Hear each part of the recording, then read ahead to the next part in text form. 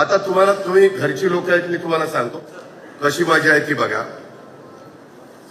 तुम्ही अनेक जण मला बोलवता लग्नाला, अनेक बोलवता का नाही. मी शक्य असेल तेवढं यायचा प्रयत्न करतो. मी तर त्या भागात असेल उशिरा लग्नाच्या वेळेस.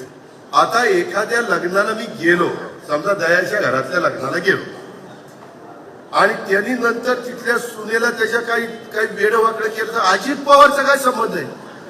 अजित पवारनी दयाला सांगितलं तू असं कर म्हणून. मला तर काय कळलंच. मी घडल्या सीपी पिंपरी चिंचवडला विचारा, त्याला म्हणलं कुणी का असे ना ऍक्शन घे. आता त्या मुली जी आत्महत्या केली, तिची सासू आतमध्ये, तिची नणंद आतमध्ये, तिचा नवरा आतमध्ये.